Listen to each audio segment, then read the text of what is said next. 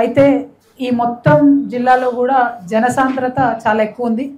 32 లక్షల మంది దాదాపుగా 32 లక్షల మంది దాదాపుగా ఈ జిల్లాలో ఉంటున్నట్టుగా సమాచారం. అంటే ఎప్పుడో 2014లో జరిగినటువంటి సెన్సెస్ 2011లో జరిగినటువంటి సెన్సెస్తో చూసుకుంటే తక్కువ జనాభాలా కనబడ్డా కూడా 2014 మనం చేసిన అంతకుముందు కేసీఆర్ గారు చేసిన సమగ్ర కుటుంబ సర్వే తర్వాత పెరిగిన జనాభా మొత్తం పోల్చుకుంటే అందాజా ఇప్పుడు 32 లక్షల మంది ఉండొచ్చు ఈ జిల్లాలో అని తెలుస్తున్నది. ఎందుకు ఈ నంబర్ స్పెసిఫిక్గా నేను చెప్తా ఉన్నా అంటే ఇంత జనసాంద్రత కలిగినటువంటి ఈ జిల్లాలో మేడ్చల్ని సపరేట్ జిల్లా చేసిన తర్వాత అంతకుముందు ఈ ప్రాంతం అంతా కూడా రంగారెడ్డిలో ఉండేది. రంగారెడ్డి కలెక్టరేట్ రావాలంటే అందరికి హైదరాబాద్కి వచ్చేది. హైదరాబాద్కి వస్తున్నారు అని అంటే లక్కడి కప్పుల దగ్గర ఉన్న రంగారెడ్డి కలెక్టరేట్కి వచ్చేది. అటు వస్తున్నారంటే సిటీలో ఉన్న ఇంకా కొన్ని అవో ఇవో పనులు చేసుకొని వాటితో పాటు మిగతా పనులు చేసుకునేటట్టు ఉండేది. కాకపోతే ఇప్పుడు ఏమైపోయిందంటే కలెక్టరేట్ని మొత్తం తీసుకుపోయి షామీర్పేటలో పెట్టడం జరిగింది. సో షామీర్పేటలో కూడా డైరెక్ట్గా ఔటర్ రింగ్ రోడ్ మీద లేకుండా కొంత లోపలికని పెట్టారు. సో ఈ ఉప్పల్లో అదేవిధంగా రామాంతపూర్లో అదేవిధంగా కూకట్పల్లి నుండి పని ఉన్న వాళ్ళు వెళ్ళాలంటే కూడా ట్రాఫిక్ వల్ల ఔటర్ రింగ్ రోడ్ రష్ వల్ల దాదాపు ఒక రోజంతా పోయే పరిస్థితి ఇప్పటికి కూడా ఉన్నది. అంటే విచిత్రమైన పరిస్థితి అయిపోయింది. మనం జనరల్గా కొత్త జిల్లా ఏర్పాటు చేస్తే కలెక్టరేట్లు దగ్గర తెచ్చుకుంటాం, కానీ ఇది దూరం అయిపోయిన పరిస్థితి అయిపోయింది. ఈ విషయాన్ని చాలామంది కూడా నాకు చెప్పడం జరిగింది. మరి దాన్ని మార్చుకోవడం ఎట్లా అంటే 2 రెవెన్యూ డివిజన్లు ఉన్నాయి. కలెక్టర్ గారే అట్లీస్ట్ ఆర్డీఓ ఆఫీసులలో ఒక్కొక్క రోజు వచ్చి కూర్చుంటే చాలా సమస్యలు తీరుతాయి అనేటటువంటి ఒక అంశం కూడా కొంతమంది సూచన చేయడం జరిగింది. సరే అది సాధ్యమవుతుందా కాదా కానీ మంచి సూచన. ప్రజలు స్పష్టంగా పడుతున్నటువంటి ఇబ్బంది గురించి తెలిసింది. ఎందుకంటే ప్రజావాణి పెట్టినా ఇంకోటి పెట్టినా అందరూ కూడా అక్కడ దాకా పోవాల్సి వస్తుంది కాబట్టి ఆ ఇబ్బంది ఉందని చెప్తున్నారు. అదేవిధంగా ఎంత ఘోరం అంటే హైదరాబాద్ పక్కన ఉన్నటువంటి ఈ జిల్లాలో 32 లక్షల మంది ఉంటే ఒక్కటంటే ఒక్కటి కూడా హాస్పిటల్ మంచిది పెద్దది లేదు. అసలు 100 బెడెడ్ హాస్పిటల్ కూడా లేదు. చాలా సర్ప్రైజ్ అయినా నేను చూసి 7 పిహెచ్సిలు ఉన్నాయి, చాలా సబ్ సెంటర్స్ ఉన్నాయి. కాకపోతే 100 బెడెడ్ హాస్పిటల్ కూడా లేదు. కనీసం 32 లక్షల మంది హైదరాబాద్ పక్కన ఉన్నారు. మరి ఏంది దీనికి అని అంటే ప్రైవేట్ హాస్పిటల్స్ ఉన్నాయి, ఇప్పుడు కొన్ని ప్రైవేట్ మెడికల్ కాలేజెస్ ఉన్న వాళ్ళ హాస్పిటల్స్ ఉన్నాయి. అవి తప్పితే మళ్ళీ మొత్తం అందరూ కూడా ప్రైవేట్కి పోవాల్సిందే. సిజేరియన్ అయితే ఎక్కడి వాళ్ళైనా గాంధీకి రిఫర్ చేస్తున్నారు. నిన్న మేము జవహర్ నగర్లో చూసినాం, ఇవాళ ఇప్పుడు కేపీహెచ్బి దగ్గరికి పోయి చూసినాం. ఇక్కడ నుండి గాంధీకి రిఫర్ చేస్తున్నారు. కీసర్లో కూడా అదే పరిస్థితి. అంటే చాలా దూరం, దాదాపుగా 1.5-2 hours ట్రావెల్ చేయాలి ఒక ప్రెగ్నెంట్ లేడీ ఎమర్జెన్సీలో అంటే ప్రాణం పోయే పరిస్థితి ఉన్నది తప్పితే కరెక్ట్ అయితే లేదు. మరి హైదరాబాద్కి పక్కకే ఉన్నది మేడ్చల్, కానీ అన్ని మేడ్చల్లో ఉన్న అన్ని నియోజకవర్గాల్లో హెల్త్ విషయం మాత్రం తీవ్రంగా నెగ్లెక్ట్ కాబడింది. చాలా అన్ఫార్చునేట్ ఇది. గవర్నమెంట్ హాస్పిటల్ అయితే ఒక్కటి కూడా లేదు 100 పడకలు. కాబట్టి మేడ్చల్ జిల్లాకు ప్రత్యేకంగా ఒక్కొక్క నియోజకవర్గం చాలా పెద్దగా ఉంది. అందుకే మేము ఆల్మోస్ట్ ఒక్కొక్క రోజు ఒక్కొక్క నియోజకవర్గం పెట్టుకునే పరిస్థితి వచ్చింది. కుత్బుల్లాపూర్ మార్నింగ్ టు ఈవినింగ్ తిరిగితే కూడా స్ట్రెచ్ సరిపోనంత ఉంది. సో ఎవ్రీ కాన్స్టిట్యున్సీలో మినిమం 100 బెడెడ్ హాస్పిటల్ పెట్టాలని చెప్పి నేను ప్రభుత్వాన్ని డిమాండ్ చేస్తూ ఉన్నాను. అందులో గైనెక్ ఉండాలి, అన్నీ ఉండాలి, కానీ 100 బెడెడ్ హాస్పిటల్స్ అయితే ఖచ్చితంగా ప్రతి నియోజకవర్గంలో కూడా పెట్టాలని చెప్పి నేను కోరుతూ ఉన్నాను. అదేవిధంగా ఇక్కడ ఏ నియోజకవర్గం, ఈ 5 నియోజకవర్గాల్లో నేను చెప్పినట్టుగా ఎక్కడికి పోయినా కూడా మిషన్ భగీరథలో వచ్చే నీళ్ళ ప్రాబ్లం ఉన్నది. కొన్ని చోట్ల అయితే వారానికి ఒకసారి వస్తున్న పరిస్థితి. అదే వీరేందర్ వాళ్ళ ఇల్లు ఎక్కడ, కుత్బుల్లాపూర్, సూరారంలో 5 రోజులకు ఒకసారి నీళ్ళు వస్తున్న పరిస్థితి ఉన్నది. ఇక జవహర్ నగర్లో అయితే రిజిస్ట్రేషన్ కాదు, డబుల్ రిజిస్ట్రేషన్, మొత్తం రిజిస్ట్రేషన్ మాఫియా ఉన్న వాళ్ళు ఉంటారు కాబట్టి అక్కడైతే అసలు నీళ్ళు ఇచ్చే దిక్కే లేనటువంటి పరిస్థితి ఉన్నది. ఎందుకు మనుషులు బతుకుతున్నారా అనేటటువంటి పరిస్థితులలో నిజంగా ఎంత పేదరికం చూసినామంటే మామూలుగా లేదు పేదరికం. మొన్న అల్వాల్లో ఒక భూదేవి నగర్కు పోతే మల్కాజ్గిరి నియోజకవర్గంలో రైలు పట్టా ఉన్నంత మేర, ఎంత రైలు పట్టా ఉంటే అంత 350 ఇండ్లు ఉన్నాయి. ఇంత చిన్న అగ్గిపెట్టెలు కూడా అసలు సిగ్గుపడతాయి ఆ సైజు చూసి, అంత చిన్న ఇండ్లు. అంటే ఘోరం ఏంటంటే అక్కడికి కేసీఆర్ గారు పోయారు సీఎం అయిన తర్వాత, అక్కడికి ఎంపీగా ఉన్నప్పుడు రేవంత్ రెడ్డి గారు పోయారు, అందరు నాయకులు పోయారు. మొత్తం ఆ 350 ఇండ్లు కూడా అందరు పాలమూరు వాళ్ళే, మళ్ళీ ఎప్పుడో వచ్చి సెటిల్ అయిన వాళ్ళు నాగర్ కర్నూలు వాళ్ళందరూ పోయినరు. అందరు చెప్పిర్రు మేము మీకు ఇల్లు కట్టిస్తామని చెప్పి. అసలు ఎక్కడ కూడా సమస్య పరిష్కారం కాలేదు. నిజంగా ఇండ్లు ఎవరికి అవసరమో వాళ్ళకి ఎవరికి ఇండ్లు అందని పరిస్థితి మేడ్చల్ మల్కాజ్గిరిలో ఉన్నది. అయితే ఇక్కడ విషయం ఏంటంటే మొత్తం డబుల్ బెడ్రూమ్ ఇల్లు 5,000, 4,000 ఇట్లా బ్లాకులు కట్టి ఇవన్నీ అవుట్స్కట్స్ హైదరాబాద్ కాబట్టి జవహర్ నగర్లో కొన్ని, ఇక్కడ కొన్ని, అక్కడ కొన్ని కట్టిన తర్వాత ప్రాబ్లం ఏమైంది, ముషీరాబాద్లో ఉన్న వాళ్ళకు జవహర్ నగర్లు ఇచ్చారు, అక్కడెక్కడనో సికింద్రాబాద్లో ఉన్న వాళ్ళకి తీసుకుపోయి ఇంకో దగ్గర ఇచ్చారు. సో అన్నీ ఎక్కడెక్కడ వాళ్ళనో తీసుకొచ్చి ఇక్కడ అవుట్స్కట్స్లో ఇస్తే వాళ్ళు ఎవరు కూడా ఇళ్ళలో ఉండలేరు. ఉండకపోయేసరికి అధికారులు ఏం చేస్తున్నారు, మీరు ఇళ్ళల్లో ఎందుకు ఉంటలేరు, మీ ఇల్లు క్యాన్సిల్ చేస్తామని రోజు పొద్దున్న లేస్తే నోటీసులు ఇవ్వడం. అన్నిటికన్నా దారుణం మేము నోటీస్ చేసింది ఏంటంటే ఏదైతే డిగ్నిటీ హౌసింగ్ అంటామో డబుల్ బెడ్రూమ్ హౌసెస్ జవహర్ నగర్లో ఒక 5,000 ఇండ్లు కట్టారు, దాదాపు 4,600 యూనిట్లు. ఎంత ఘోరం అంటే మురికి కూపంలోంచి పేదవాళ్ళని తీసి చెత్తబుట్ట పక్కన వేసేసారు అన్నట్టు. డంపింగ్ యార్డు పెద్ద గుట్టలు 4-5 గుట్టలు ఉన్నాయి, దాని పక్కనే 4,600 డబుల్ బెడ్రూమ్ ఇండ్లు కట్టారు. ఓకే సరే, ఏదో ఒకటి పేదవాళ్ళు లేని వాళ్ళు తీసుకున్నాక ఇప్పుడు ఏమైందంటే అదే ఫ్లాట్స్ పక్కకు ఎస్టీపీ అని కట్టారు.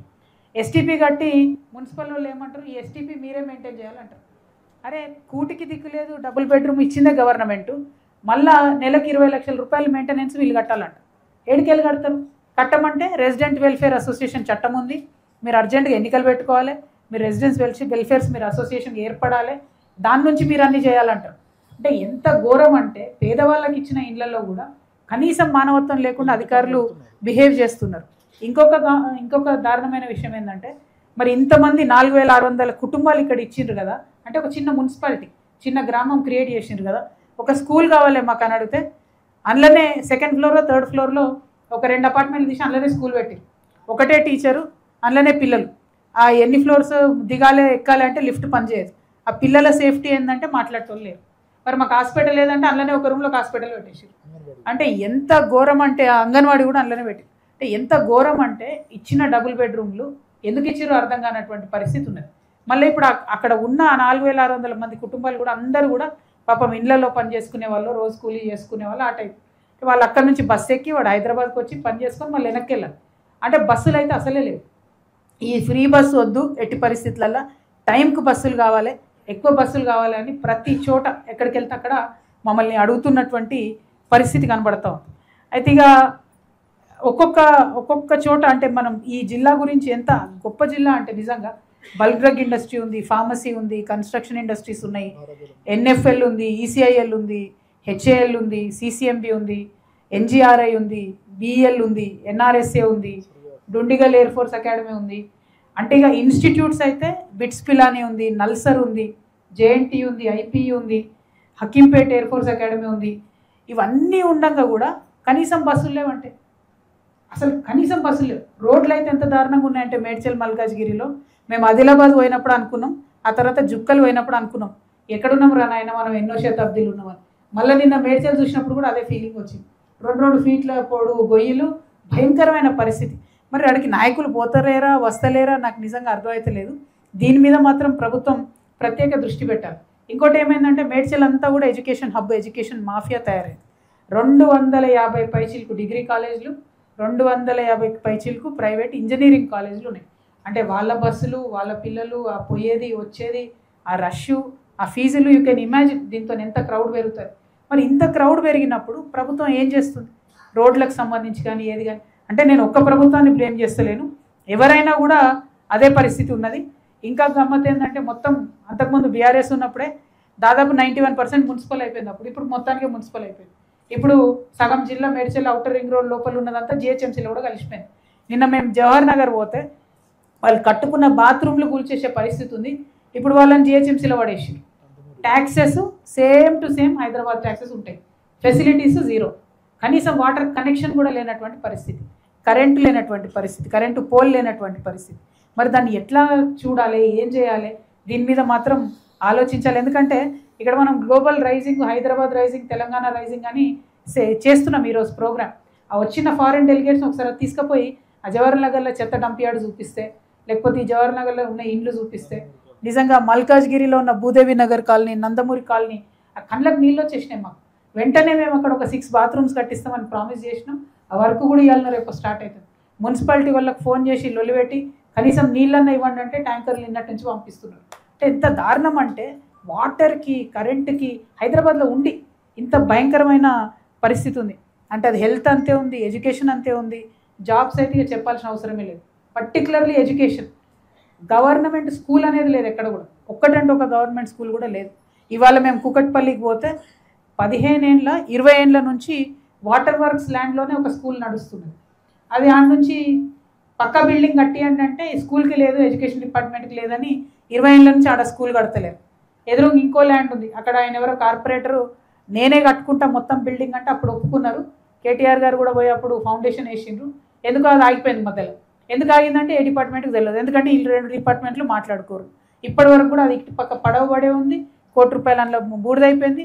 ఇంకో పక్క పిల్లలేమో స్కూల్లో ఆగమాగమైన పరిస్థితులలో వాళ్ళు ఉన్నారు, షెడ్లలో ఉన్నారు. అంటే మొత్తం ఎడ్యుకేషన్ ఇన్ మల్కాజ్గిరి కంప్లీట్ ప్రైవేటీకరణ, హెల్త్ ఇన్ మల్కాజ్గిరి మొత్తం మేడ్చల్ జిల్లా కంప్లీట్ ప్రైవేటీకరణ. అంటే ఎవరిని బతికించడానికి కోసం ఇది చేస్తున్నారు అన్నది నిజంగా కూడా అర్థం కాని విషయం. ఇక మనం ఒక్కొక్క విషయం చెప్పుకుంటూ పోతే చాలా ఉన్నాయి. నేను చాలా తిరిగినాం, చాలా ఒక్కొక్క కాన్స్టిట్యున్సీలో టకటక ఫాస్ట్గా చెప్తాం మీకు లేట్ కాకుండా. కృష్ణాష్టమి రోజు విద్యుత్ ప్రమాదం జరిగింది. దానికి సంబంధించి 5 లక్షల రూపాయలు ఇండ్లకు ఇస్తామన్నారు.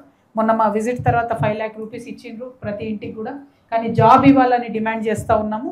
అదేవిధంగా ఫ్లైఓవర్ నిర్మాణం ఉప్పల్లో అది 8 ఏళ్లకెళ్ళి సాగుతుంది, ఇంతవరకు కూడా దానికి ముందుకు పోతలేదు. తర్వాత కుర్మనగర్ ఉప్పల్లో ప్రజలు ఎక్కడైతే వద్దంటున్నారో ఎస్టీపీ, అక్కడ సడన్గా తీసుకొచ్చి ఎస్టీపీ పెడుతున్నారు. అక్కడ ప్రజలందరూ కూడా వద్దంటున్నారు. మరి అది పొంగులేటి శ్రీనివాసరెడ్డి గారి కంపెనీ అట వర్క్స్ చేసేది. వాళ్ళు ఎవరికి భయపడతలేరు. ఆడవాళ్ళని అందరినీ మొత్తం పోలీస్ వ్యాన్లలో ఎక్కించుకొని ఒక రోజంతా టెర్రరిస్టులను తిప్పినట్టు తిప్పారు. ఎందుకు? ఎస్టీపీ వద్దు అక్కడ అని అడిగినందుకు. చాలా దారుణమైన విషయం. పోలీసు వాళ్ళు అంత క్రూరంగా మహిళల పట్ల ఈ మధ్య కాలంలో ప్రవర్తించింది. హైదరాబాద్ నడిబొడ్డున ఉప్పల్లో జరిగింది ఈ సంఘటన. ఆ ఎస్టీపీని వెంటనే ఆపాలని కూడా మేము డిమాండ్ చేస్తూ ఉన్నాం. అట్లనే రైల్వే గేటు ఇక నేరేడుమెట్లో చూసినాం, చాలా ఘోరమైన ఇబ్బందులు ఉన్నాయి. కానీ 20 ఏళ్లలో 2 సార్లు 3 సార్లు కొబ్బరికాయ కొట్టిరు, కానీ రైల్వే ఫ్లైఓవర్ మాత్రం అక్కడ కట్టలేదు. ఇక ఆ తర్వాత ఇప్పటివరకు నేను చెప్పిన పాలమూరు ప్రజలు ఏదైతే రైల్వే ట్రాక్ పక్కన ఉన్నారో అవి చూసినాం. అది చాలా దారుణంగా ఉంది. వాళ్ళకు మొత్తం పాలమూరు బస్తీ భూదేవి నగర్లో ఉన్న వాళ్ళందరూ కూడా డబుల్ బెడ్రూమ్లు ఇండ్లు ఇవ్వాలని ప్రత్యేకించి రేవంత్ రెడ్డి గారిని మేము డిమాండ్ చేస్తున్నాం. ఆయన అక్కడికి పోయి ప్రామిస్ చేసి వచ్చారు కాబట్టి ఆయన డిమాండ్ చేస్తూ ఉన్నాం. ఇక ఆ తర్వాత మల్కాజ్గిరిలో బండ చెరువును చూసినాం. ఇక అన్ని చెరువుల్లాగానే అది కూడా కబ్జా. దాంట్లో మిగిలిన కొంత చెరువులో కూడా కంప్లీట్ గుర్రపు డెక్క అది డ్రైనేజ్ అయినట్టు అయిపోయింది. దాంతో ఇబ్బంది అవుతున్న పరిస్థితి ఉన్నది. ఇక ఆ తర్వాత మౌలాలి దర్గా, మనందరం కూడా అసలు హైదరాబాద్కు పేరు ఎట్లా వచ్చిందంటే మౌలాలి దర్గా నుంచి వచ్చింది అని చెప్తారు. ఆయన ఫస్ట్ ఎవరైతే బాబా ఉండేనో ఆయన పేరు మీదనే హైదరాబాద్ వచ్చిందని చెప్తారు. అటువంటి దర్గాలో మొత్తం ఇట్లా చెత్తూడు కింద పడుతున్నది. దానికి కూడా వక్ఫ్ బోర్డ్ చైర్మన్ గారికి మేము మాట్లాడినాం, దయచేసి వచ్చి తొందరగా రిపేర్ చేయండి అని. తొందరలోనే ఉరుసు కూడా ఉన్నదని చెప్పి మరి చైర్మన్ గారు ఇవాళ రేపు వెళ్ళి విజిట్ చేసి చేయాలి. అక్కడ చాలా సమస్యలు ఉన్నాయి, ఖచ్చితంగా మౌలాలి దర్గాకు సంబంధించి టేకప్ చేయాలని చెప్పి వక్ఫ్ బోర్డ్ చైర్మన్ గారిని మేము డిమాండ్ చేస్తూ ఉన్నాం. ఇక ఆ తర్వాత అక్కడి నుంచి మేము కుత్బుల్లాపూర్ పోయినాం. కుత్బుల్లాపూర్కి పోతేనే పరికి చెరువు అనే ఒక చెరువును చూసినాం. 62 ఎకరాల చెరువు జీర్ణం అయిపోయి 20 ఎకరాలకు వచ్చేసింది. ఎమ్మెల్యే గారి అండతోని కబ్జా చేసినారని అక్కడ చుట్టుపక్కల వాళ్ళందరూ చెప్తున్నారు. ఆ కాలనీలు వాళ్ళ అసోసియేషన్లు అందరూ కూడా ఒక వాట్సాప్ గ్రూప్గా ఫామ్ అయ్యి ఇక ఉన్న కాడికన్నా చెరువును రక్షించుకుందామని చెప్పి జాగృతితో పాటు వాళ్ళందరూ ప్రయత్నం చేస్తున్నాం. మరి అట్లనే ఇక బాచ్పల్లి ఫ్లైఓవర్ పనులు భయంకరమైనటువంటి స్లోగా నత్తనడకన సాగుతున్నాయి. తర్వాత మల్లంపేట అనేటటువంటి ప్లేస్కి పోయినాం. అక్కడైతే ఎంత ఘోరం అంటే టైం చూసే అవసరం లేదు ఎవరికి కూడా. సాయంత్రం 6 అయిందంటే కెమికల్ కంపెనీ వాళ్ళు గ్యాస్ ఇస్తారు అన్నట్టు. ఆ వాసన చూస్తే సాయంత్రం 6 అయిందని అర్థమవుతుంది. ఎంత ఘోరమైన స్మెల్ అంటే అది నిజంగా మరి పొల్యూషన్ కంట్రోల్ బోర్డు అనేది ఏం చేస్తుంది అన్నది అర్థం కాని పరిస్థితి. ఆ మల్లంపేట ప్రజల దుస్థితి మాత్రం పొల్యూషన్ కంట్రోల్ బోర్డు పట్టించుకోవాలని చెప్పి నేను డిమాండ్ చేస్తూ ఉన్నాను. ఆ తర్వాత ఇంతకుముందు నేను చెప్పినట్టు చాలా చోట్ల ఇప్పుడు చర్చి గాగిల్లాపూర్, దుండిగల్ ఈ చోట్ల డబుల్ బెడ్రూమ్ ఇండ్లు ఇచ్చిండ్రు. రాజీవ్ గృహకల్ప అక్కడ జవహర్ నగర్లో కూడా. కానీ ఏమాత్రం ఫెసిలిటీ లేదు, రోడ్ లేదు, డ్రైనేజ్ కనెక్షన్ లేదు, కరెంట్ కనెక్షన్ లేదు, దారుణమైనటువంటి పరిస్థితులు ఉన్నాయి. దాని మీద ప్రభుత్వం ప్రత్యేకించి దృష్టి పెట్టాలని చెప్పి నేను కోరుతా ఉన్నాను. అదేవిధంగా మరి కుత్బుల్లాపూర్లో లింగం చెరువు అని ఉన్నది. ఈ లింగం చెరువులో మొత్తం మల్లారెడ్డి గారి హాస్పిటల్ కాలేజ్ నుండి పోయి వ్యర్థాలన్నీ అందులో కలవడంతో ఈ చెరువు అంతా పాడైపోయిందని చెప్పి అదే చెరువులో మరి చాలా పెద్ద ఎత్తున మల్లారెడ్డి గారు వారికి సంబంధించిన కాలేజెస్ కబ్జా చేసినాయని చెప్పి చెప్తా ఉన్నారు. మరి ఆ విషయాన్ని ప్రభుత్వం గమనించాలి, హైడ్రా వాళ్ళు పర్టికులర్గా చూడాలి. మరి ఏమవుతుంది, ఎందుకు హైడ్రా అటు పోతలేదన్న విషయాన్ని కూడా మేము ప్రశ్నిస్తూ ఉన్నాం. అట్లనే మన జగద్గిరిగుట్టలో మెడికల్ కాలేజ్ మంజూరైందని చెప్పి కుత్బుల్లాపూర్ శాసనసభ్యులు వివేక్ గారు మరి అక్కడ పాలాభిషేకాలు చేసిరు, అన్నీ చేసిరు, కానీ ఇంతవరకు మెడికల్ కాలేజ్ అయితే ఎక్కడ కూడా కనబడ్డ పరిస్థితి లేదు. మరి బస్ డిపో కూడా అదే చేసిరు, అయిపోయిందని కొబ్బరికాయలు కొట్టేసిరు, కానీ బస్ డిపో ఇంతవరకు రానటువంటి పరిస్థితి కనబడుతూ ఉంది. అదేవిధంగా అక్కడి నుండి మేము మేడ్చల్ పోయినాం, మల్లారెడ్డి గారి నియోజకవర్గం. ఇక అక్కడనే చాలా ఇబ్బందులు. మేడ్చల్ మల్కాజ్గిరిలో రేవంత్ రెడ్డి గారు కూడా ఎంపీగా ఉన్నప్పుడు దమ్మాయిగూడ అని ఒక ఏరియా ఉంటుంది, పెద్ద ఎత్తున నాలా పోతుంటుంది. అడికి ఆ నాలా దగ్గరికి పోయి చూసి రేవంత్ రెడ్డి గారు ఏమంటారంటే, ఈ నాలాలో పందులు బొర్లనీయకుండా చూసుకుంటాం మేము అని చెప్పి ఆయన ఎంపీగా ఉన్నప్పుడే కొబ్బరికాయ కొట్టి నాలా పనులు అయిపోయినాయి, స్టార్ట్ చేసేసినామని చెప్పేసి వచ్చేసిరు. కానీ ఇంతవరకు కూడా ఆ నాలా పనులు మొదలు పెట్టలేదు. నేనైతే ఒక్కటే డిమాండ్ చేస్తూ ఉన్నా, ఆ నాలా పనులన్నా ప్రారంభించాలి, లేకపోతే రేవంత్ రెడ్డి గారు పోయి ఆ నాలా పక్కనన్నా ఉండాలి కొన్ని రోజులు. చాలా దారుణమైన పరిస్థితి ఉన్నది. దాన్ని మాత్రం మేము సీరియస్గా డిమాండ్ చేస్తున్నాం. ఎందుకంటే తెలంగాణ రైజింగ్ కాదు, ఇది చాలా అన్యాయమైన పరిస్థితుల్లో తెలంగాణ ఉంది, దీన్ని పట్టించుకోవాలని చెప్పి నేను సీఎం గారిని డిమాండ్ చేస్తూ ఉన్నాను. అట్లనే మన లక్ష్మీనగర్లో పక్కకే రూపాయికే వాటర్ కనెక్షన్ ఇస్తామని చెప్పి స్థానిక కార్పొరేటర్ గారు గెలిచిండ్రు, అయిపోయింది. అంత అయిపోయాక ఇప్పుడు బలవంతంగా 15,000 నుంచి 20,000 రూపాయలు ఒక్కొక్కరి దగ్గర వాటర్ కనెక్షన్ కోసం వసూలు చేస్తున్నటువంటి పరిస్థితి ఉంది. ఇది ఒక్క కాలనీ కాదు, హైదరాబాద్లో అనేక చోట్ల మేము ఎక్కడెక్కడ తిరిగితే మేడ్చల్లో అనేక చోట్ల ఇది కనిపించింది. కాబట్టి దీని మీద మేడ్చల్ కలెక్టర్ గారు ప్రత్యేక దృష్టి పెట్టాలని చెప్పి మేము డిమాండ్ చేస్తూ ఉన్నాం. అట్లనే ఇక చాలా దగ్గరలో సమీకృత మార్కెట్ యార్డులను కట్టిండ్రు, అవి ఎందుకు కూడా పనికి రాకుండా ఉన్నటువంటి పరిస్థితులు. ఇంతకుముందు నేను మీకు చెప్పినట్టుగా ఎక్కడ చూసినా కూడా హాస్పిటల్ లేదు, ప్రతి చోట అదే కంప్లైంట్. ఫ్లైఓవర్ నిర్మాణాలు, రోడ్లు అనేవి భయంకరమైన పరిస్థితులు ఉన్నాయి. ఇక మేడ్చల్ ఎండింగ్లో మేము లక్ష్మాపూర్ అనేటటువంటి గ్రామానికి పోయినాం. ఈ లక్ష్మాపూర్ అనే గ్రామానికి ప్రత్యేకత ఏంటంటే, మూడ్చింతలపల్లిలో ధరణిని లాంచ్ చేసే ముందట కేసీఆర్ గారు మధ్యలో లక్ష్మాపూర్లో ఆగి అక్కడ రైతులతో మాట్లాడారు. ఈ లక్ష్మాపూర్ ప్రాబ్లం ఏంటంటే 100 సంవత్సరాల నుంచి కూడా నక్ష లేదు, మ్యాప్ లేదు ఊరికి. కాబట్టి ధరణి వస్తే నక్ష వస్తుంది, నక్ష వస్తే మన ఊరు నక్ష మొత్తం మారిపోతుంది, మన ప్రజలందరి జీవితాలు మారిపోతాయన్న ఉద్దేశంతో ధరణిలోకి దాన్ని ఎక్కించడం జరిగింది. ఎక్కించినాక ఏమైంది, కేసీఆర్ గారు వాళ్ళకి చెప్పింది ఏంది, మీరు ఇంటింటికి పోయి మీరు ప్రతి పొలం పోయి సర్వే చేయండి అని చెప్తే శాటిలైట్లో సర్వే వేసేసి వేసి పడేసిరు మా నక్ష. వేసిన తర్వాత ఇప్పుడు జరిగింది ఏంది, 5 ఎకరాలు రైతుకుంటే 1/2 ఎకరం పడ్డది ఒక రైతుకి, 2 ఎకరాలు ఉంటే 1/4 ఎకరం పడ్డది. అంటే ఈ మొత్తం 10 ఏళ్ల బీఆర్ఎస్ పాలనలో రైతు బంధు అంతటా వస్తే ఏ ఊరి ప్రేరణగా ధరణి స్టార్ట్ అయిందో అక్కడ మాత్రం రాలేదు రైతు బంధు. అంటే 5,000 రావాల్సిన వాళ్ళకు 400, లేకపోతే 50,000 రావాల్సిన వాళ్ళకు 200 ఆ టైప్లో వచ్చింది తప్పితే ధరణి ఫలితం కానీ రైతు బంధు ఫలితం కానీ లక్ష్మాపూర్ గ్రామస్తులకు రాలేదు. అయితే అక్కడ ధరణి ఫెయిల్ అయిందని చెప్పడానికి రేవంత్ రెడ్డి గారు పోయి అక్కడనే ధరణి మీద స్టార్ట్ చేసిండు క్యాంపెయిన్. కానీ ఆయన సీఎం అయి 2 ఏళ్ళు అయిన తర్వాత కూడా లక్ష్మాపూర్ ప్రజలు పోయి మాకు రెవెన్యూ ఇష్యూ ఉందని మూడ్చింతలపల్లిలో చెప్తే, అమ్మో లక్ష్మాపూర మేము పుట్టుకోమని పక్కన పడేస్తున్న పరిస్థితి ఉంది. అంటే లక్ష్మాపూర్ని 2 చీఫ్ మినిస్టర్లు వాడుకున్నారు తప్పితే ఆ ఊరి ప్రజల సమస్యలు మాత్రం తీరలేదు, ఆ రైతుల సమస్యలు తీరలేదు. లక్ష్మాపూర్ రెవెన్యూ సమస్యల్ని తీర్చాలే, దీనికోసం ప్రత్యేక డ్రైవ్ పెట్టాలని కూడా మేడ్చల్ జిల్లా కలెక్టర్ గారిని నేను కోరుతా ఉన్నాను. అదేవిధంగా కండ్లకోయలో ఐటీ కారిడార్ కడతామన్నారు, ఐటీ పార్క్ కడతామన్నారు, అది కట్టకుండానే బంద్ చేసినటువంటి పరిస్థితి. ఇక అవన్నీ అయిపోతే ఇక్కడ మేము కూకట్పల్లికి వచ్చినాం. ఇవాళ కూకట్పల్లిలో ఏంది పరిస్థితి అని అంటే, వచ్చుడే మీ దగ్గర కూకట్పల్లి వై జంక్షన్ చాలా పాపులర్. ఆ వై జంక్షన్ దగ్గర మేము ఫస్ట్ ఆగినాం. అక్కడ ఏంది పరిస్థితి అంటే, ఈ మొత్తం కూకట్పల్లిలో 2,000 కోట్ల భూములు ఇప్పటివరకే గవర్నమెంట్ అమ్ముకున్నది. కానీ ఒక్కటంటే ఒక్క రూపాయి కూడా కూకట్పల్లి నియోజకవర్గ అభివృద్ధికి మాత్రం ఇవ్వలేదు గవర్నమెంట్. అందులో పర్టికులర్గా ఏంది, ఈ వై జంక్షన్ దగ్గర ఒక 15 ఎకరాల ల్యాండ్ ఉన్నది. సర్వే నంబరు 121 నుంచి 141 వరకు, అట్లనే 146, 47, 151 నుంచి 157 వరకు ఈ సర్వే నంబర్స్ అన్ని కలిపితే ఒక 15 ఎకరాల భూమి ఉంటుంది. దీన్ని వేలం వేద్దామని 2 సార్లు ప్రయత్నం చేస్తే దానికి ఏం రెస్పాన్స్ రాలేదు. కానీ అక్కడ స్థానికులు, కూకట్పల్లి స్థానికులు కోరేది ఏంటంటే, ఖచ్చితంగా ఇక్కడ కనీసం ఒక స్టేడియం కట్టండి. మొత్తం ఏషియాలో అతిపెద్ద హౌసింగ్ బోర్డు ఉన్నటువంటి కూకట్పల్లిలో పిల్లలు ఆడుకోవడానికి కానీ, పార్క్ కానీ, రిక్రియేషన్ కానీ లేనటువంటి పరిస్థితి ఉంది. ఇక్కడ భూములు అమ్ముకొని మీరు ఇంకెవరికో ఇస్తున్నారు కాబట్టి ఇక్కడ ప్రజల సౌకర్యార్థం పార్కు ప్లస్ స్టేడియం కట్టాలని చెప్పి ఇక్కడ ప్రజలు డిమాండ్ చేస్తూ ఉన్నారు. అదేవిధంగా కూకట్పల్లి మెట్రో మాల్ వెనకాల బిఆర్ అంబేద్కర్ పార్క్ వద్ద సర్వే నంబర్ 155లో దాయర్గూడకు చెందిన ఎస్సీలు గుడిసెలు వేసుకొని జీవనం సాగిస్తుండే. వాళ్ళని 1984 నుంచి కూడా ఉన్నారు. కానీ హైడ్రా వాళ్ళు వచ్చి సడన్గా వాళ్ళని బీకేసి ఫెన్సింగ్లు వేసేసారు. ఎందుకు వేసారు అంటే చెప్పరు. ఎందుకంటే పేదవాళ్ళు కాబట్టి, దళితులు కాబట్టి పీక్ అవతల పడేస్తారు, కానీ మిగతా వాళ్ళలాగా ముట్టుకోరు. ఇదే కూకట్పల్లిలో నేను ఇంకొక ఎగ్జాంపుల్ చెప్తాను మీకు. రంగదాముని చెరువు కట్ట అని ఒకటి ఉంది.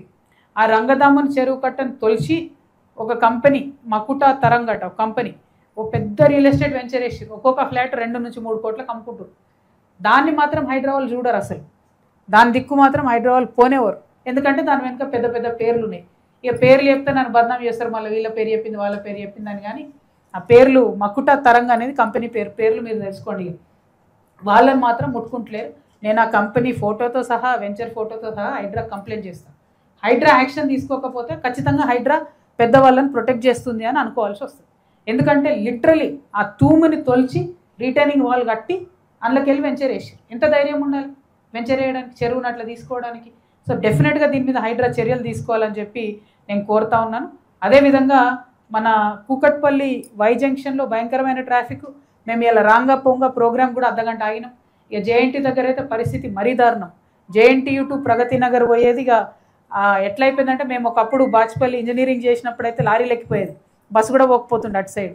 ఇప్పుడు పరిస్థితి ఏంటి అని అంటే, అసలు అక్కడి నుంచి మొదలు పెడితే హైటెక్ సిటీ దాకా వేల వెహికల్లు, వేల మంది ట్రావెల్, చాలా చాలా ఎక్కువ స్ట్రెస్ ఉంది. పైగా మధ్యలో జేఎన్టీయూ ఉంది. జేఎన్టీయూ పిల్లలు కూడా 2-3 ఈ మధ్య యాక్సిడెంట్ అయింది. జేఎన్టీయూ కాలేజ్కి ఏంటంటే పరిస్థితి, అయితే మెట్రో సౌకర్యంగా లేదు, అయితే బస్ స్టాండ్ సౌకర్యంగా లేదు. బస్ స్టాండ్స్ డివైడెడ్ ఉన్నాయి, మెట్రో డివైడెడ్ ఉంది, ఆ పిల్లలు పోలేని పరిస్థితి ఉన్నది. సో ప్రతి ఒక్కరికి కూడా ఇన్కన్వీనియంట్గా జేఎన్టీయూ సర్కిల్ తయారైంది కాబట్టి దాన్ని మంచిగా చేయాలి, అక్కడ అండర్ పాస్ కావాలని చెప్పి ఒక డిమాండ్ ఉంది. దానికోసం మరి ప్రయత్నం చేయవలసిందిగా కోరుతూ ఉన్నాము. అదేవిధంగా ఇక మన పొలిటికల్గా మరి మీ అందరికీ తెలుసు, ఉప్పలు, మల్కాజ్గిరి, కుత్బులాపూరు, మేడ్చలు, కూకట్పల్లి ఈ నియోజకవర్గాలన్నింటిలో కూడా ఎవరు గెలిచిర్రు? మొత్తం బీటీ బ్యాచ్ గెలిచింది. వాళ్ళు గెలవలే, అందులో వేరే పార్టీలలో గెలిచి, బీటీ బ్యాచ్ అంటే తెలుసు కదా, బంగారు తెలంగాణ బ్యాచ్ అన్నట్టు. యూటీ బ్యాచ్ అంటే ఉద్యమం బ్యాచ్. ఉద్యమం బ్యాచ్ గెలవలే ఎవరు, మొత్తం బీటీ బ్యాచ్ గెలిచిర్రు. గెలిచిన వాళ్ళు అంతా ఇళ్ళకి వచ్చిర్రు అన్నట్టు. ఉప్పల్ నియోజకవర్గంలో మొదలంటే షేర్ సుభాష్ రెడ్డి అన్న, అది మన బేతి సుభాష్ రెడ్డి అన్న గెలిచిండు. కానీ మొన్న కాంగ్రెస్లో గెలిచిన ఉప్పల్ ఆయన కూడా కాంగ్రెస్ మనిషి లక్ష్మారెడ్డి లాస్ట్ మినిట్లో వచ్చి టికెట్ తీసుకొని ఆయన గెలిచి. మల్కాజ్గిరిలో అంటే మన మల్లారెడ్డి గారు అందులో టీడీపీలో గెలిచి ఆయన ఇటు వచ్చి. కుత్బులాపూర్లో వివేక్ గారు కూడా టీడీపీలో గెలిచి ఆయన ఇటే వచ్చి. మేడ్చల్లో కూడా same situation, Kukatpally same situation. వీళ్ళందరూ ఏంటి అని అంటే, ఉద్యమాలు చేసినటువంటి ప్రతి ఒక్క ప్రజల్ని కూడా అనగదొక్కి కంప్లీట్గా ఈ బంగారు తెలంగాణ బ్యాచ్ మొత్తం మేడ్చల్లో ఎందుకు వచ్చిరు వీళ్ళంటే, అభివృద్ధి కోసం రాలే. ఎందుకంటే అభివృద్ధి అనేది ఏడ కనవలే నాకు మేడ్చల్లో తిరుగుతాయి. అంటే పై సోప్ టాప్ మంచిగా ఉంది, 1-2 పెద్ద రోడ్లు ఉంటాయి, దాని చుట్టూ అన్ని ఇంటర్నేషనల్ బ్రాండ్స్ ఉంటాయి, ఓకే. వెనుక చూస్తే మాత్రం గల్లీలల్లా భయంకరమైన పరిస్థితి. ఎందుకు వచ్చింది వీళ్ళు, ఎందుకు వచ్చింది ఈ బీటీ బ్యాచ్? తెలంగాణ డెవలప్ చేయడానికి వచ్చిన ఎవరు ఇట్లా ఉండరు. మరి 10 ఏళ్ళల్లో చాలా డెవలప్ చేసి ఉండొచ్చు. ఎందుకు వచ్చిరంటే చెరువుల కోసం, భూముల కోసం, పవర్ కోసం వచ్చి ప్రతి ఒక్కరు, ఇప్పుడు నేను చెప్పిన ప్రతి ఒక్క ఎమ్మెల్యే గారు స్థానికంగా చెరువుల కబ్జా, భూముల కబ్జా. ఇక నేను ఎన్ని చెప్పాలి డీటెయిల్స్ చెప్దామంటే భయంకరమైన పరిస్థితి ఉంది. ఇక్కడ మొత్తం కుత్బులాపూర్ని అయితే కబ్జాలపూర్ అని పెట్టేసారు. కూకట్పల్లి మొత్తం బ్లూ షీట్స్, ఎక్కడ చూడు బ్లూ షీట్సే. ఏం బ్లూ షీట్స్ ఏందో అర్థమే కావు, అన్ని బ్లూ షీట్స్ ఉన్నాయి ఎక్కడ చూస్తే అక్కడ. కానీ ఇన్ని ప్రైవేట్గా ఇంత డెవలప్ అయిన వీళ్ళు తప్పితే ఎక్కడ ఒక గవర్నమెంట్ హాస్పిటల్ లేదు. ఒక 100 పడకల హాస్పిటల్ ఇంత 32 లక్షల మందికి ఏ ఒక్క నియోజకవర్గంలో లేదు. నిజంగా నాకు ఆశ్చర్యం అనిపిస్తుంది. నేను నవ్వుకుంటున్నాను, నేను అక్కడెక్కడ ఆదిలాబాద్ పోయి అభివృద్ధి జరగలేదు అనుకుంటున్నా. మేడ్చల్ లేనిది ఇట్లా పరిస్థితి ఉందని. గమ్మత్ ఏంటంటే 6 అడుగుల బుల్లెట్ హెల్త్ మినిస్టర్, ఆయన ఎక్కడ కట్టలే మరి 100 పడకల hospital. IT minister, de facto chief minister KTR గారు, ఆయన మొత్తం అసలు అర్బన్ ఏరియా అంతా మొత్తం అద్భుతంగా చేసేసిన మున్సిపాలిటీ అన్నారు. ఏం అద్భుతమైంది అసలు? మేడ్చల్ చూస్తే తెలుస్తుంది ఏం అద్భుతమైంది, ఏం అభివృద్ధి అయిందో. ప్రజలకు మాత్రం లాభం కాలే. అక్కడనో ఇక్కడనో 1-2 సీసీ రోడ్లు వేసారు, కానీ అన్ని సేమ్ ప్రాబ్లమ్స్. రిజిస్ట్రేషన్స్ ప్రాబ్లమ్స్ అట్లే ఉన్నాయి, నల్లా ప్రాబ్లమ్స్ అట్లనే ఉన్నాయి, నాలా ప్రాబ్లమ్స్ అట్లనే ఉన్నాయి. మరి ఏం అభివృద్ధి? అభివృద్ధి అంటే ఏంది? లైట్లు, రోడ్లు, ఇంటర్నేషనల్ బ్రాండ్లు, ఇంతేనా? మరి జనంకి ఏమైనా ఏం లేదా? దోమలు బుక్కుతున్నారు నిజంగా. దమ్మాయిగూడలో చూస్తేనైతే జనాలు ఘోరమైన పరిస్థితి ఉంది. ఈ ఇద్దరు కూడా మొత్తం చాలా చాలా డెవలప్ చేసినామని చెప్పుకునే బీఆర్ఎస్లో కూడా మేడ్చల్ అయితే అభివృద్ధి కాలేదు. కాంగ్రెస్ వచ్చినాక ఇక పెనంలోకి వెళ్ళి పొయ్యిలపడ్డ పరిస్థితి అయింది. ఆ మాత్రం అంతో ఇంతో జరిగింది కూడా కాంగ్రెస్ వచ్చినాక మొత్తానికంటే మొత్తం కూడా అసలు ప్రజలకు కన్సర్న్ లేకుండా పోయింది. ఆ మాత్రం ఉన్న 5-6 హాస్పిటళ్లలో కూడా సూది ఉంటే దూది లేదు, దూది ఉంటే సూది లేదన్న పరిస్థితి ఉన్నది తప్పితే ఘోరమైన పరిస్థితి అయిపోయింది. సో దయచేసి నేను మేడ్చల్ జిల్లా ప్రజలను కోరేది ఒకటే, మీరు మనకు కావాల్సినటువంటి మౌలిక వసతుల కోసం డెఫినెట్గా నడుం బిగించి పోరాటం చేయకపోతే ఎవరు పట్టించుకోరు. మీరంతా బిజీగా ఉంటారు మాకు తెలుసు. అందరు పాపం హైదరాబాద్కి రావాలి, ఉద్యోగాలు చేయాలి, పోవాలి. అందరు పేద ప్రజలే, డిపెండెంట్గా ఉన్నటువంటి ప్రజలు అర్బన్ అయిపోయారు. ఇప్పుడు జిహెచ్ఎంసీ అయిపోయారు. ఇంకా ఘోరం అవుతుంది మీ పరిస్థితి. మౌలిక వసతుల కోసం మాత్రం పోరాటం చేద్దాం. జాగృతి మీ పక్షాన నిలబడుతుంది. ఖచ్చితంగా ప్రతి కాన్స్టిట్యున్సీలో ఒక 100 పడకల హాస్పిటల్ కోసం ప్రయత్నం చేస్తాం. ప్రతి చోట కూడా గవర్నమెంట్ పాఠశాలల కోసం, గవర్నమెంట్ కళాశాలల కోసం ప్రయత్నం చేస్తాం. ఇన్ఫ్రాస్ట్రక్చర్ కోసం ప్రయత్నం చేస్తాం. ట్రాఫిక్ కొంచెం తగ్గడానికి ప్రయత్నం చేస్తాం. రోడ్లలో గుంతలు పోవడానికి ప్రయత్నం చేస్తాం. అన్నిటికన్నా ఎక్కువ జవహర్ నగర్లో ఏదైతే డంప్ యార్డ్ ఉందో అది రిమూవ్ చేయడానికి ప్రయత్నం చేస్తాం. దానికోసం చాలా పెద్ద ఎత్తున ప్రజలు అక్కడ పోరాటం చేస్తున్నారు. ఆ మొత్తం 300 ఎకరాలలో వేల మంది ప్రజలు ఉన్నారు. ఒక్కరికంటే ఒక్కడికి కూడా పట్టా ఇల్లు లేనటువంటి పరిస్థితి ఉంది. అంటే కనీస భద్రత, ఒక సేఫ్టీ, సెక్యూరిటీ కూడా లేనటువంటి పరిస్థితి ఉంది. ఇక రేవంత్ రెడ్డి గారు మల్కాజ్గిరి ఎంపీ ఉండే, ఆయనకి ఇవన్నీ తెలుసు ప్రాబ్లమ్స్.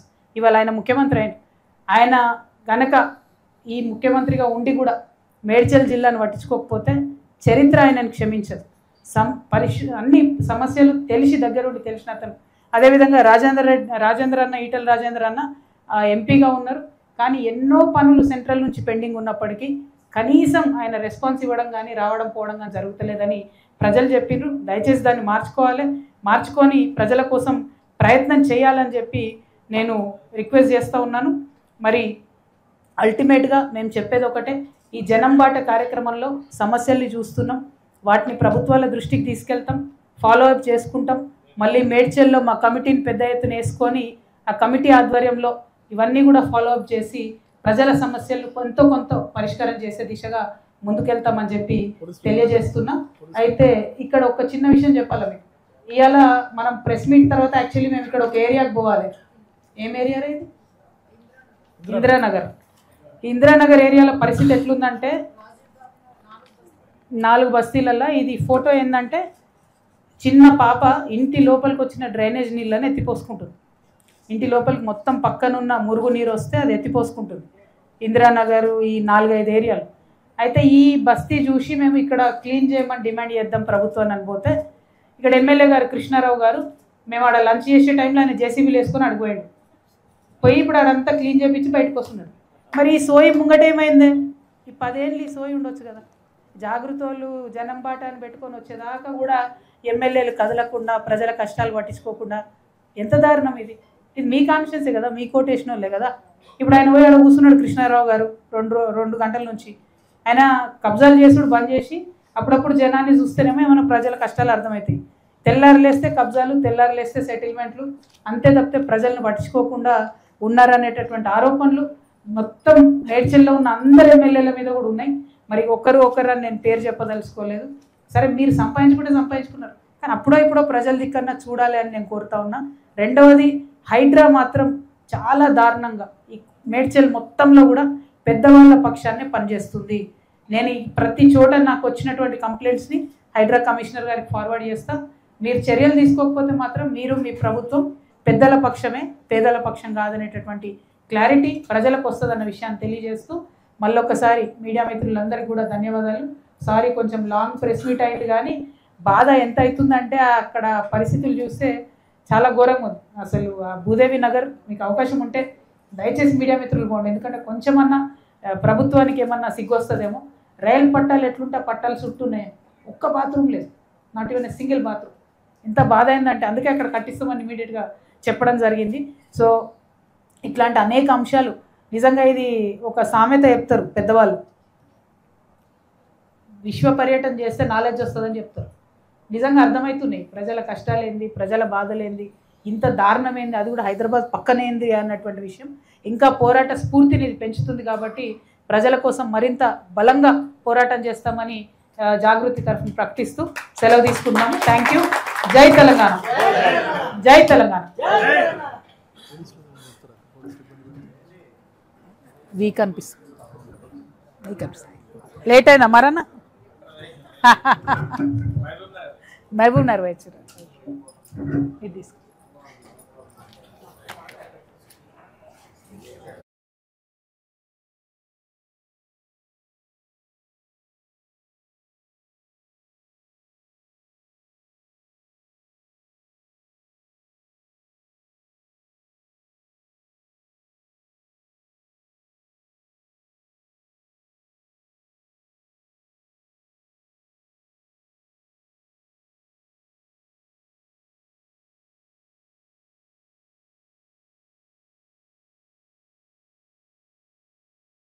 గ్లోబల్ సమ్మిట్ జరుగుతున్నటువంటి సందర్భంలో రాష్ట్ర ప్రభుత్వం అన్ని జిల్లా కలెక్టరేట్లో కూడా మరి తెలంగాణ తల్లి బొమ్మను పెట్టమని అడిగిరట. మేము ఇదివరకే తెలంగాణ జాగృతి నుండి ప్రకటించున్నాం, అది తెలంగాణ తల్లి కాదు, కాంగ్రెస్ తల్లి. మా తెలంగాణ ఉద్యమ తల్లి వేరే రకంగా ఉంటుంది. ఆమెను మార్చి మీరు ఇంకొకరు బొమ్మ పెట్టి ప్రజల మీద రుద్దాలని చూస్తే మేము ఒప్పుకునే ప్రసక్తే లేదు. మీరు ఇప్పుడు కలెక్టరేట్లలో పెట్టుకుంటారా, ప్రతి ఊర్లో పెట్టుకుంటారా, ఏం పెట్టుకుంటారా పెట్టుకోండి. కానీ ఎప్పుడో ఒకప్పుడు భగవంతుడు అవకాశం ఇస్తాడు, మాకు కూడా అవకాశం వస్తుంది. అప్పుడు మాత్రం అన్నీ తీసి మళ్ళీ మీకు గాంధీ భవన్కి పంపిస్తామనే విషయాన్ని తెలియజేస్తూ, ఇది కరెక్ట్ కాదు. ప్రజా ఆమోదం లేనటువంటి తెలంగాణ తల్లి విగ్రహాలు పెట్టడం అన్నది కరెక్ట్ కాదు అనే విషయాన్ని నేను ప్రభుత్వానికి తెలియజేస్తూ ఉన్నాను. అదేవిధంగా అసిస్టెంట్ పబ్లిక్ ప్రాసిక్యూటర్ ఎగ్జామ్స్ 14వ తారీఖున జరుగుతున్నాయి. దానికి 4000 మంది హాజరవుతున్నారు. ఈ 4000 మందిలో చాలామంది సర్పంచ్ ఎన్నికలలో పోటీ చేస్తున్నారు. అసిస్టెంట్ పబ్లిక్ ప్రాసిక్యూటర్స్ అంటే వాళ్ళంతా కూడా చదువుకున్న వాళ్ళు, లాయర్లు కాబట్టి వాళ్ళు తీవ్రంగా రిక్వెస్ట్ చేస్తున్నారు, డిమాండ్ చేస్తున్నారు దాన్ని వాయిదా వేయాలని చెప్పి. వేరే ఎగ్జామ్స్ ఉంటే ఎలక్షన్ డేట్స్లో అవి వాయిదా వేసిండ్రు, ఓన్లీ ఇది ఒకటే వాయిదా వేయలేదు. మేము పొద్దునుండి సివి ఆనంద్ గారికి, వివి శ్రీనివాసరావు గారు ఎవరైతే ఆ బోర్డు చైర్మన్ ఉన్నారో ఎగ్జామ్ కండక్ట్ చేయడానికి, వారికి కూడా ప్రయత్నం చేసినాం, వారు అందుబాటులోకి రాలేదు. అందుకే పత్రికా ముఖంగా మళ్ళీ ఒకసారి డిమాండ్ చేస్తున్నాం, అసిస్టెంట్ పబ్లిక్ ప్రాసిక్యూటర్ ఎగ్జామ్ని వాయిదా వేయాలి, ఈ సర్పంచ్ ఎన్నికలు అయిపోయిన తర్వాత పెట్టాలని డిమాండ్ చేస్తున్నాం. అట్లనే ఇంకా చాలా సమస్యలు ఉన్నాయి అన్న. మీరు బొల్లారం అంటున్నారు, బొల్లారం రైల్వే గేట్ ఇట్లా మస్తున్నాయన్న, అన్నీ చెప్పుకుంటూ పోతే రేపు పొద్దున్న దాకా అవుతుందన్న. 3-4 గంటలు ట్రాఫిక్ జామ్ అవుతుంది. మీ ఏరియా ప్రాబ్లం నాకు తెలుసు, కానీ అట్లా ప్రతి నియోజకవర్గంలో సేమ్ ఇష్యూస్ ఉన్నాయి. వీటన్నిటినీ ఏది వదిలిపెట్టకుండా మాత్రం ఇన్ డీటెయిల్డ్ వర్క్ చేసి ఎంతో కొంత ప్రజలకు రిలీఫ్ వచ్చే విధంగా జాగృతి ప్రయత్నం చేస్తుందని ఈ సందర్భంగా తెలియజేస్తూ థ్యాంక్ యూ. జై తెలంగాణ.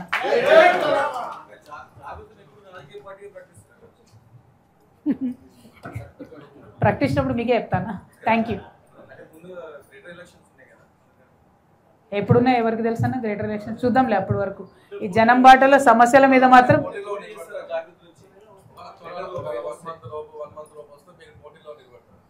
చెప్తాను. ఎప్పుడు వస్తా అప్పుడు చెప్తాం, తొందర ఏమో వచ్చినప్పుడు. ఇప్పుడే ఊహాజనితమైన ప్రశ్నలు ఇప్పుడెందుకు, కానీ చెప్తున్నా కదా, ఈ పరిస్థితులు వీటి సందర్భాలు చూస్తుంటే మాత్రం ఖచ్చితంగా ఈ రాష్ట్రంలో ఒక ఆల్టర్నేటివ్ పొలిటికల్ ఫోర్స్ అవసరం, రావాల్సిందే. ఎప్పుడు వస్తా తెలియదు నాకు, కానీ రావాల్సిందే. ఎందుకంటే ఎవరు పని చేయాలి? 10 ఏళ్లలో పని జరిగింది అనుకుంటే మేడ్చల్లో నిన్నటి నుంచి మేము ఈ 4 రోజులు చూస్తున్న పర్యటనలో అసలు అన్ని సమస్యలు ఉండకూడదు, కనీస వసతులు ఉండాలి. ఒక హాస్పిటల్ లేకపోవడం నాకు అర్థం కాదు. ఒక్క hospital, not even single hospital ఈ 5 నియోజకవర్గాలలో. సో అటువంటి వాటి కోసం ఖచ్చితంగా ఫైట్ చేస్తాం. పొలిటికల్ డెసిషన్ తీసుకున్నప్పుడు మీ అందరికీ ఇన్ఫార్మ్ చేస్తాం. Thank you.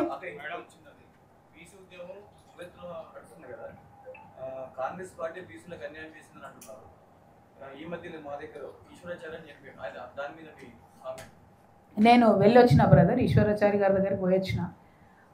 తనకు సంబంధించి, ఫ్యామిలీకి సంబంధించి డెఫినెట్గా ప్రభుత్వం ఆదుకోవాలన్న డిమాండ్ మేము చేయడం జరిగింది. ఎట్ ద సేమ్ టైం మనకు చేదనుభవాలు ఉన్నాయి తెలంగాణ ఉద్యమం నుంచి. పెద్ద ఎత్తున ఇటువంటి ట్రెండ్ స్టార్ట్ కాకూడదనే ఉద్దేశంతో ఎక్కువ డిస్కషన్ చేస్తలేము మేము. బాధ అందరి గుండెలలో ఉన్నది. కాకపోతే ఒకటి మాత్రం నిజం, కాంగ్రెస్ 100కి 1000% మోసం చేసింది. ఎందుకంటే ఏదైతే రిజర్వేషన్ పర్సెంటేజ్ ఇస్తాం 42 అని చెప్పిండ్రో అది ఇవ్వకుండా ఎన్నికలకే పోయేది లేకుండే. ఏం అర్జెంట్ అవసరం ఉండే ఎన్నికలకు? జయలలిత గారు 9 ఏళ్ళు ఎన్నికలు ఆపిండ్రు కాబట్టే బీసీలకు తమిళనాడులో 69% రిజర్వేషన్ పాసిబుల్ అయింది, బీసీలకు అందరికి కలిపి. మరి ఇక్కడ అర్జెంట్ ఏముండే అని ఎందుకు పెట్టిర్రు అన్నది ఎవరికి అర్థమవుతలేదు. మేము ఫస్ట్ నుంచి అదే డిమాండ్ చేసినాం. ఇప్పటికి కూడా ఈ ఎన్నికలు అనేటటువంటి సరైనవి కాదు. కాంగ్రెస్ పార్టీ బీసీలను మోసం చేసిందనడానికి ఈ ఎన్నికలు ఒక ప్రూఫ్గా తెలుస్తుంది. ఎందుకంటే 21% మాత్రమే వచ్చింది రిజర్వేషన్, అంతకన్నా ఎక్కువ రాలేదు. ఆ వచ్చిన 21% మరి అంతకుముందు కేసీఆర్ గారు 23 ఇచ్చారు అన్నారు, ఇప్పుడు వీళ్ళు 21 ఇచ్చారు. అసలు ఇస్తామన్నది ఎంత? 42. సో అట్లా అల్టిమేట్గా అన్యాయం అయితే బీసీలకు జరిగింది. పార్టీ పరంగా ఇస్తామన్నారు, ఎక్కడ ఇచ్చిండ్రు? ఇప్పుడు గెలిచిన వాళ్ళని లెక్కలు వేసుకొని చెప్తారు అన్నట్టు, మేము ఆడిచ్చినాం ఈడిచ్చినాం ఈడు ఓడిపోయినాడు. కనీసం జాబితా రిలీజ్ చేసినా మీరు? అట్లా కుదురుతుందా? పాసిబుల్ కాదని తెలిసి ఎందుకు మోసం చేయాలి? మరి పంచాయతీ ఎన్నికలలో జాబితా అన్నది ఇంపాసిబుల్, ఎందుకంటే ఒక్కొక్క ఊర్లో ముగ్గురు ఒకటే పార్టీ వాళ్ళు పోటీ పడుతుంటారు, ఎట్లా చెప్తాం ఎవరు గెలిచిండ్రని? సో ఈ అన్ని తెలివితేటలన్నీ ప్రజల మీదనే వాడుతున్నది కాంగ్రెస్ తప్పితే ఇంకోటి లేదు. సో అల్టిమేట్గా బీసీలకు మొదటి ద్రోహి ఎవరంటే బీజేపీ పార్టీ, అక్కడ బిల్లులు 2 ఆపిపెట్టిరు కాబట్టి. రెండవ ద్రోహి ఎవరంటే కాంగ్రెస్ పార్టీ. ఎందుకోసం? అఖిలపక్షం తీసుకెళ్తాం కొట్లాడతాం అన్నారు, ఇంతవరకు ఆ ప్రయత్నం చేయలేదు. ఎన్నికలు పెట్టే అవసరం లేకుండా ఎన్నికలు పెట్టి మళ్ళీ ఒకసారి బీసీలను మోసం చేసిండ్రు కాబట్టి డెఫినెట్గా కాంగ్రెస్ పార్టీ అన్నది అన్యాయం చేసిందని నేను అనుకుంటున్నాను. లోకల్ ఎమ్మెల్యే గారి మీద బండి సంజయ్ గారు రేవంత్ రెడ్డి గారు ఎంపీగా ఉన్నప్పుడు కూడా కబ్జాలు చేస్తారు కృష్ణారావు అని చెప్పేసి కామెంట్ మీరు కూడా అన్నారు. ఒక్కటి కూడా ప్రూవ్ చేయాలని ఎమ్మెల్యే గారు చాలాసార్లు ప్రెస్ మీట్ పెట్టారు. అధికార పార్టీ కూడా మరి ఏం చేయలేకపోతుంది, దాని మీద ఏ రకంగా స్పందిస్తారు? నేను అదే అంటున్నా కదా, ఇప్పుడు ఈ మొత్తం బీటీ బ్యాచ్ అంతా మంచి భజన బ్యాచ్, ఎవరు అధికారంలో ఉంటే వాళ్ళు మంచి సూపర్ భజన చేస్తారు. నిన్న మల్లారెడ్డి సాబ్ ఏం చేసిండు? మొన్నటిదాకా తొడగొట్టిండు, మొన్ననేమో మన్మన్ ఫంక్షన్ పిలిచి కాలు మొక్కించిండు సీఎం గారిది, కథం క్లోజ్ అక్కడితోని స్టోరీ. సో అంతకుముందు కేసీఆర్ గారు ఉన్నప్పుడు అంతే, ఇప్పుడు రేవంత్ రెడ్డి గారు ఉన్నప్పుడు అంతే, ఎక్కడికక్కడ భజన చేసుకుంటూ ఈ మేడ్చెల్లో ఉన్న ప్రజాప్రతినిధులు మాత్రం ప్రజల యొక్క సొమ్మును మంగళారతి పడుతున్నారు. కొన్ని నిరూపించగలుగుతాం, కొన్ని నిరూపించలేము, ఎందుకంటే చాలా తెలివిగా చేస్తున్నారు, పెద్ద మాఫియా లాగా చేస్తున్నారు కాబట్టి అది జరుగుతున్నది. అంటే చాలా డీటెయిల్స్ చెప్తున్నారు మీలాంటి పత్రికా మిత్రులు, అవి ఇప్పుడు పత్రికా ముఖంగా చెప్పి మేము ప్రూవ్ చేయలేకపోతే వేస్ట్ అవుతాయి కాబట్టి చెప్తలేము. నాకు ప్రూఫ్ వచ్చింది, నేను చాలా లెటర్లు హైడ్రాకి రాస్తున్నా డైరెక్ట్గా, ఎవరు చెప్తాను కూడా చెప్తలేను. ఎందుకంటే ఇదేదో నేను పేర్లు చెప్పినా కొద్ది కక్షపూరితంగా చేస్తున్నా అన్న భావన కలుగుతుంది. నాకేం కక్ష లేదు ఎవరి మీద, ప్రజలు ఏదో ఒక రోజు బుద్ధి చెప్తారు, అలా డౌట్ లేదు. కాకపోతే ఇంత వీళ్ళు తిన్నా కూడా ఒక హాస్పిటల్ కట్టలేకపోవడం ఏది నాకు చెప్పండి, మంచినీళ్ళు ఇవ్వలేకపోవడం ఏది నాకు చెప్పండి. ఎందుకోసం మరి గ్లోబల్ రైజింగ్ సమిట్ ఏడ రైజ్ అవుతుంది తెలంగాణ, ఎందుకోసం పెట్టాలి ఇట్లాంటి సమిట్లు? అంతకుముందు చేసిన వాళ్ళు అంతే, ఇప్పుడు చేసిన వాళ్ళు అంతే, కాబట్టి వాటిని ప్రశ్నిస్తూ ఉన్నాం, అంతేనా? అయిపోయింది. ఇంతకుముందు రాజకీయ అనుభవానికి ప్రస్తుత రాజకీయ అనుభవానికి మనకు తేడా ఉందా మేడం? చాలా తేడా ఉంది. ఇప్పుడు అంతకుముందేమో నన్ను ఓన్లీ నిజామాబాద్ కాడికి కట్టేసిరు. మా నిజామాబాదు ఇంత పేదరికం ఉండదు, ఉంటుంది పేదరికం కానీ ఇంత పేదగా ఉండదు. ఇక్కడ హైదరాబాద్లో మేడ్చల్లో ఈ ప్రాంతాల్లో చూస్తున్న పేదరికానికి కంపారిజనే లేదు. అంటే ఇక్కడ ఎక్కడెక్కడ నుంచో వలస వచ్చి అన్ని జిల్లాల నుంచి వచ్చిన వాళ్ళు, ఏమాత్రం ఇల్లు లేని వాళ్ళు, గూడు లేని వాళ్ళు భయంకరమైన పరిస్థితిలో ఉంటున్నారు. జనసాంద్రత ఎక్కువ ఉంది, ఫెసిలిటీస్ తక్కువ ఉన్నాయి. సో చాలా కొత్త కొత్త విషయాలు చూస్తున్నాం, అంటే చూడలేనటువంటి బాధాకరమైన విషయాలను కూడా చూస్తున్నాం. డెఫినెట్గా అది నాకు ఒక కొత్త స్పిరిట్ ఇస్తున్నది. సో అంతకుముందు పాలిటిక్స్కి ఇప్పుడు నేను అనుభవిస్తున్నటువంటి ఈ జనం బాటలో నెల రోజుల నుంచి నేను చూస్తున్న దానికి మాత్రం చాలా చాలా తేడా, జమీన్ ఆస్మాన్ కా ఫరక్. Thank you. రాష్ట్ర స్థాయిలోకి ఎప్పుడు వెళ్తారు? రాష్ట్ర స్థాయిలో లేనంటావా నేను?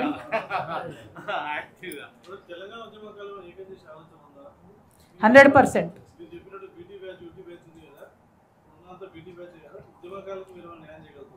యాక్చువల్గా అయితే యూటీ బ్యాచ్ కింద మా షంబీపూర్ రాజుకు రావాలి మంత్రి పదవి, బీటీ బ్యాచ్కి వచ్చింది ఈ జిల్లాకి వెళ్ళి మంత్రి పదవి. మేము ఒకటే ఏం చేస్తున్నామంటే, మేము 100% ఉద్యమకారుల పక్షాన మేము ఉద్యమం చేస్తున్నాం.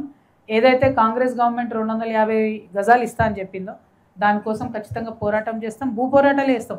ఖాళీ గవర్నమెంట్ లైన్లు ఏడుంటాడో పోయి జాగృతి జెండాలు వాతేస్తాం మేము ఉద్యమకారుల పక్షాన. అట్లానే తెలంగాణ ఉద్యమకారులకు సంక్షేమానికి సంబంధించి అనేకమైన సంఘాలు ఉన్నాయి, వాళ్ళందరూ కూడా మాతో టచ్లు ఉన్నారు, మాట్లాడుతున్నారు. డెఫినెట్గా రాజకీయంగా ఎదగాలి, ఆర్థికంగా ఎదగాలి, వాళ్ళు సామాజికంగా గౌరవప్రదమైనటువంటి స్థాయిలో ఉండాలి, ఉద్యమకారులకు ఒక ఐడియల్ రావాలి, ఇటువంటి ఆలోచనలతోనే ముందుకెళ్తున్నామన్న. అంతకుముందు నా పరిధి చిన్నగా ఉండే, నేను చేయలేకపోయినా. అందుకనే ఈ జాగృతి జనం బాట కార్యక్రమం మొదలుపెట్టిన రోజే నేను క్షమాపణలు అడిగి మరీ బయటకు వచ్చాను. ఎందుకంటే ఇంకొంచెం గట్టిగా ప్రయత్నిస్తే ఇంకొంతమందికి న్యాయం జరిగి ఉండేదేమో అని ఒక భావన ఉన్నది, గిల్ట్ ఉంది. కాబట్టి నేను ఆ క్షమాపణ కోరే బయటకు వచ్చినాను. కాబట్టి ఖచ్చితంగా ఉద్యమాలు చేస్తాను, ఉద్యమకారుల పక్షాన చేస్తాము, అమరవీరుల కుటుంబాల పక్షాన కూడా ఉద్యమాలు చేసి నిలబడతాం.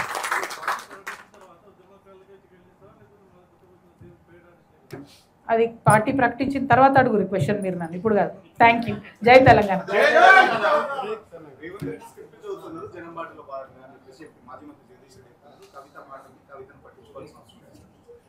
ఏమని ఎక్కడన్నాడో నాకు తెలియదు, నీకే తెలియాలి మరి. పర్లేదు, ఆయన ఎవరు పట్టించుకుంటారు జగదీష్ రెడ్డితో మనకేం పని, కానీ ఆయన ముందు జనంలో ఉండే సమస్యలు చూసుకోమని చెప్పండి, నాతోనే ఆయనకి ఎందుకు. ఇప్పుడు నేనేమంటున్నా అంటే ఆయన ఎవరు స్క్రిప్ట్ చదువుతున్నా ఫస్ట్ ఆయన తెలుసుకోమని చెప్పి, నా సంగతి ఎందుకు ఆయనకు. కానీ థ్యాంక్ యూ. జై తెలంగాణ.